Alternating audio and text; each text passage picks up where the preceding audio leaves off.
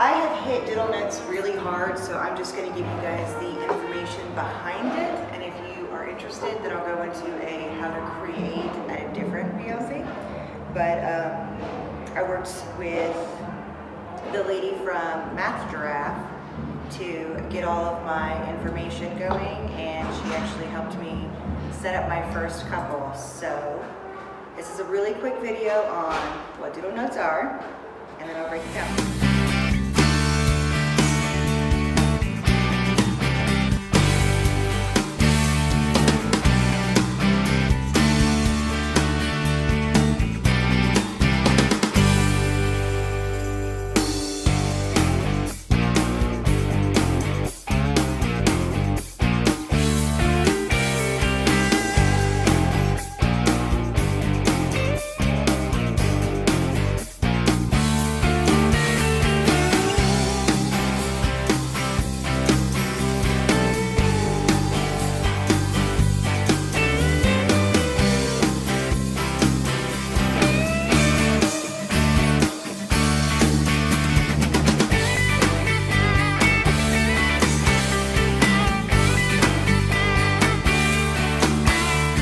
Alright, so this that I just gave you is a perfect introduction, and I'm hoping that you are going to add color as you see fit or you deem necessary, and I'll ask you to take a few notes, so I'll definitely notify you when there's something that I think you need to add in. My expectations are really simple when it comes to Doodle notes.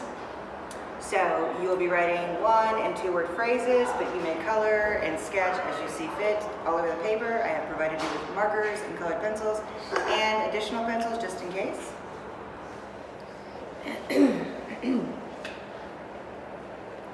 You guys all had that student that you didn't think was paying attention because they were drawing or sketching or reading or pretending to sleep, yet when you called on them, they knew every answer to every question you asked. That's because they were actually listening. They were listening because they were not truly distracted, because doodling isn't a real distraction.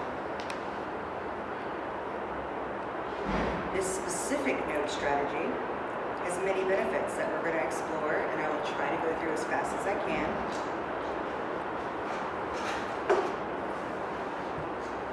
I personally have been classified as right-brained, as I'm sure many of you have been classified as either left or right. Am I correct in assuming that? You know, you're either more linguistic or more artistic, one or the other. But we as individuals assume that we can only be one. What happens when we activate both? By using language with graphics, we manage to activate both hemispheres. In doing such, we're creating better focus and stronger connections. Yes, I'm a dork. I have my little cards. Sorry. This cross-lateral communication activates neural pathways that allow students to become engaged while boosting retention and activating long-term memory. I've also managed to see connections between big ideas and small details. I know that copying notes synthesizes information, but now you're combining that with improving memory, thus applying dual code theory. Here we're going to mention 2 of the categories that we're going to blend. She's going to explain it in her own way, and then I will go over what I deem important. It is 3 minutes. If you would like to add to your notes, you can. If not, that's fine.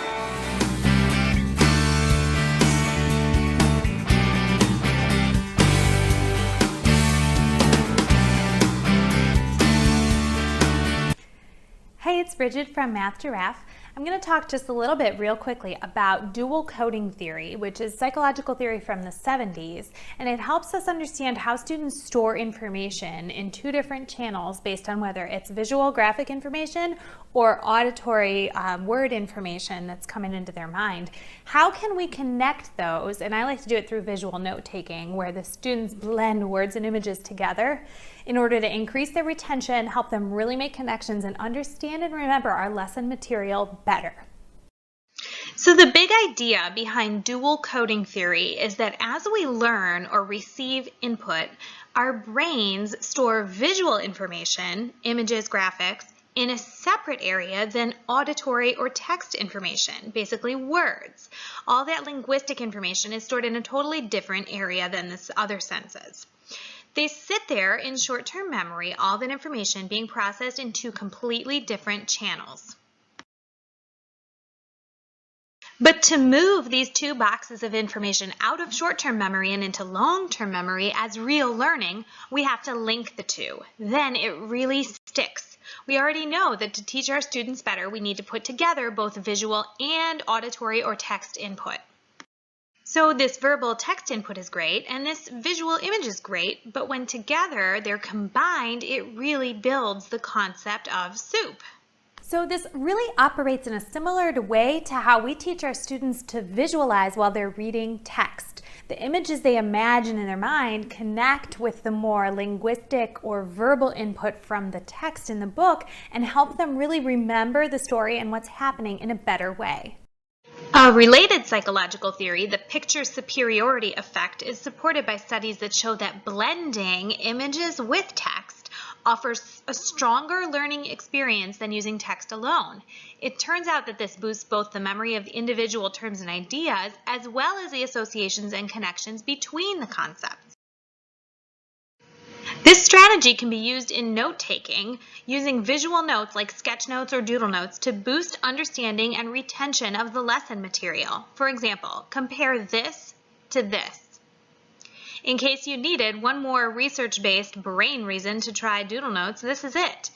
Be sure to also check out the video below on crossing the brain hemispheres, as well as the other cool videos on this Tools for Teaching Teens site. There's some awesome stuff. Then head to doodlenotes.org for more information if you're interested. I hope you and your students really love this strategy. It's amazing how much it really makes things stick for them. Enjoy! So I have all of her workbooks, and if you are interested, I will share them with you. But this is where I'm going to ask you to add into your notes unless you are differentiated and have the additional that I gave for Slacker back there. What are we blending? We are blending two categories, visual or graphic and linguistic.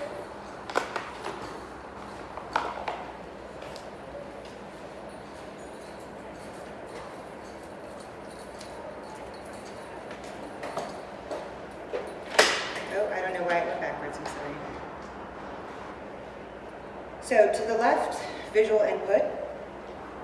To the right, you should have your language or linguistic input.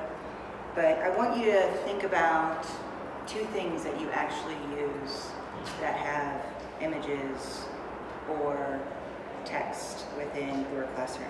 And jot maybe 2 or 3 down in each of those categories.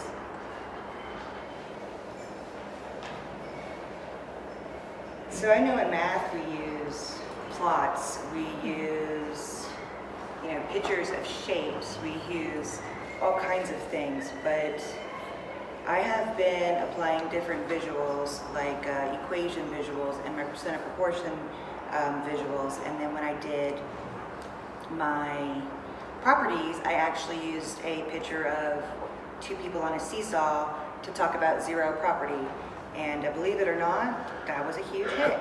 So linguistic to me, I automatically assume of lecturing. We all lectured. Or the text that we have to have our kids, look up or read. And that's pretty common for linguistic. I can't really think about anything else that we would use auditory other than maybe songs or maybe poems. I don't know, that would still kind of be text, wouldn't it? All right, so mine looks like this. For my visual input, I put images and graphics because I know I'm using a lot of graphics, and I know that I'm using as many visuals or pictures as I possibly can. I try to stick to the black and white because it makes it easier for the kids to color. And then I know that most of their auditory is me lecturing them or words that they're going to read, meaning text that's already written down or shown so they can copy it. And again, visual input versus language. Last thing I'm going to have you put in, right there on that small line, right write the word connect. When we're making connections between these two centers, students truly do remember more.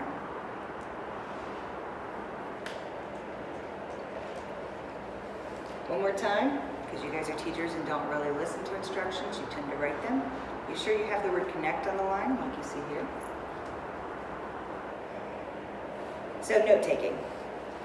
Note-taking usually includes just texted support. By adding the audio input, which doesn't make a ton of sense, when our brains remember 90% of what we see. So if our information retained is graphical, why do we keep providing them only auditory?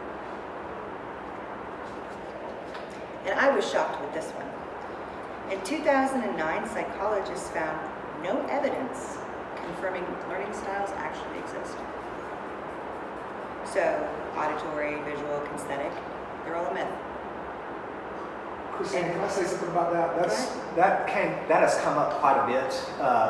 And one of the things that people are finding in research is that we a lot of times give these learning style inventories to students, and there's been substantial evidence that learning styles change dramatically within a very short period of time. Like if you do it through multiple points in a school year, a student might show up with 4 or 5 different learning styles, and the suspicion is that kids possess every learning style to some degree. A lot of it is more contextual.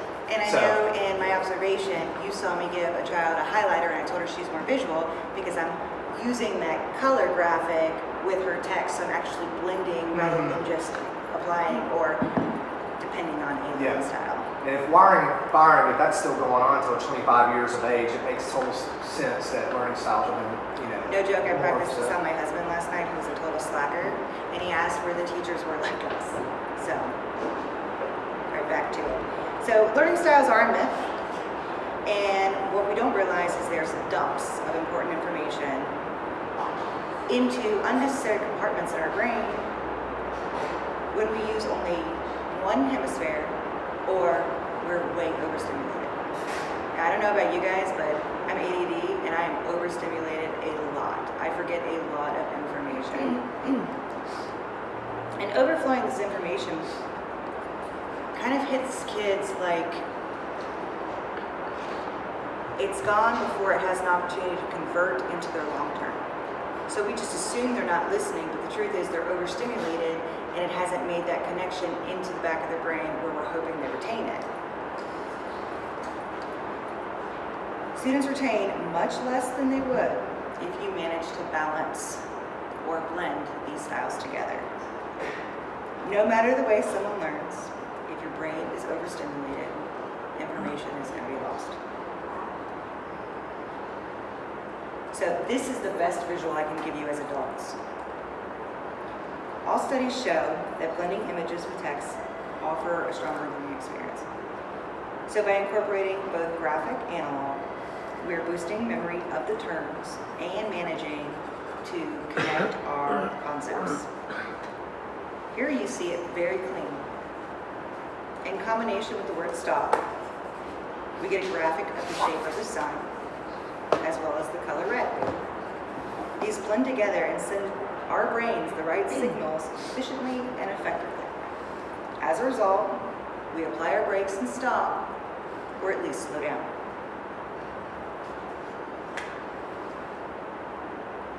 There's more than just the brain benefit. Doodle Notes provides coloring, which gives a relaxing aspect to your classroom. It manages to decrease anxiety, and a lot of kids, at least mine, are excited on Doodle Note days. Their individual pride makes their notes more useful to them. So when I say you can use your notes for this or grab your notes and look it over, they actually have them. I've seen the synthesizing of a big idea. I've seen an improvement on problem solving, and I've seen a push towards creativity and out of the box thinking rather than just this is how we have to do it. So what makes a doodle note? visual triggers, interaction between the teachers and students, a place where you have input, and a place where your student has input. Of course, you have to have opportunities for coloring, sketching, or allowing kids to have hand lettering on them, but it's really simple. Here's an example of an empty one, a student completed one, and a teacher key. I'm not gonna lie, the first couple times that I've made these, they're rough, but the more you do it, the easier it is. So as seen, this strategy is really very beneficial. And it's providing purposeful coloring with customized tasks and your visual triggers to create that left-right brain interaction while taking notes. Remember, this is just a strategy. I like it because it has raised my kids' retention. So I'm asking you specifically right now, which do you prefer? Do you like a very long definition? Or the visual memory trigger? Applying the strategy that's backed by research and offering a rigorous, brain-boosting, interactive way to take notes, or simply copying word for word. These are my data points. These are just a few from the maps. So I've managed to pull some from my SPED classes, some from my ACR, and some from my regular. The common point jump is 3 points. I have some here that are just 2, which are great still for those kids. But if you manage to look, I have 9 points and 14 points. I have a 21-point jump from a kid in SPED. I put a lot of that towards this strategy. That is the end of my presentation. Thank you. Questions, comments? My daughter has found this place. It's called Mind Discovery, and this is what this reminds me of. My granddaughter's ADHD, and they tested her a week ago. And they said by the time she's 11, she is either thinking with the right, one side of the brain is dominant, more dominant than the other. We all have one side that's more dominant. Right. Hers are not at this point. And so they've got to retrain the brain in order to decide which is most dominant. That's why all the frustration she has, because they're both trying to take over. And this kind of goes in with that. So, this is just the science behind it. If you guys are actually interested and my presentation wasn't horrible, I would consider putting one together on how to make them, because it's a lot easier if you have somebody walking through how to make them and trying to read a ton of stuff. But I do have examples of ELA if you want to see some, and I do have some 8th grade math examples if you'd like to see them, and I even have some history examples. And if you'd like, there is a religious example for the FCA kids. I managed to pull everything I could just to provide you guys options. I'm thrilled because this young man right here, he can't stand still. But giving him something to do in class keeps him more occupied, where he's not annoying everybody else. The 14 plus for regular at the bottom, that is a kid who doesn't want to be here, tells me he hates everything. He even hates to color. But the fact that he can write in and doodle on his stuff keeps him content, and he's actually remembering the information.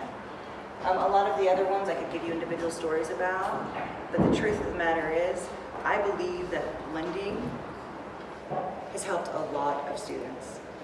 As a teacher, this is how I've learned, so I feel like putting it out there for you guys is worth it. Now, I'm not one to say that my way is the best. I'm not even one to do these PLCs because, you know, I'm me. But I hope that you at least enjoyed what you heard and it made sense to you, whether you applied it or not.